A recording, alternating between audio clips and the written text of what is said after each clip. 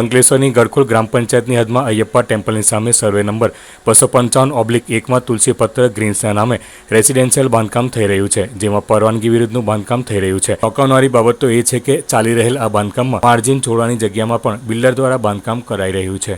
ઔદ્યોગિક દ્રષ્ટિએ હરણફાળ ભરી રહેલ ભરૂચ અંકલેશ્વરમાં ઠેર ઠેર આ પ્રકારના બાંધકામ થઈ રહ્યા છે, જેમાં અન્ય રાજ્યોમાંથી રોજગારી મેળવી સ્થાયી થવાનું સ્વપ્ન જોતા લોકોને અંધારામાં નાખી છેતરવાનું ષડયંત્ર આવા બિલ્ડરો અને તેમના મળતિયાઓ કરી રહ્યા છે. જાણે કે પોતાના આર્થિક ફાયદા માટે સામાન્ય અને મધ્યમવર્ગીય પરિવારોને લૂંટવાનો ધંધો ખોલીને બેઠા હોય, ત્યારે આવા બિલ્ડરોએ કંઈ કેટલાય બાંધકામ કરી લોકોને છેતર્યા હશે.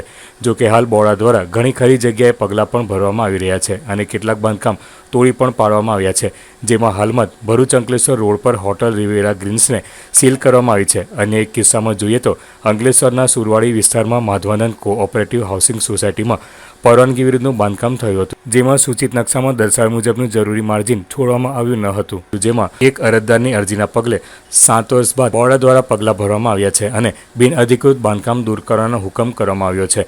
લેભાગુ બિલ્ડરો આ પ્રકારના બાંધકામ કરી પોતાનો સ્વાર્થ પૂરો કરી હાથ અદ્ધર કરી દેતા હોય છે અને આખરે ગ્રાહકોને રાતા પાણીએ રડવાનો વારો આવે છે.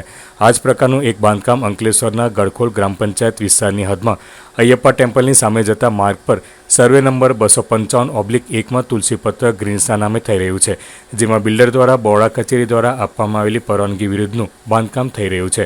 જેમાં પરવાનગીમાં દર્શાવેલ સૂચિત બાંધકામ અને હમણાં થઈ રહેલ બાંધકામમાં વિસંગતતાઓ જણાઈ રહી છે. નકશામાં દર્શાવ્યા મુજબનું જરૂરી માર્જિન છોડવામાં આવેલ નથી. આ અંગે જો બોર્ડા કચેરી દ્વારા સ્થળ તપાસ કરી બોર્ડાએ આપેલ પરવાનગી મુજબનું બાંધકામ છે કે નહીં તે અંગેની ખરાઈ કરવામાં આવે તો દૂધનું દૂધ અને પાણીનું પાણી થઈ શકે છે. નિયમ અનુસાર પરવાનગી વિરુદ્ધનું કરવામાં આવેલ બાંધકામ પણ દૂર થઈ શકે છે અને ગ્રાહકો છેતરાતા બચી શકે છે.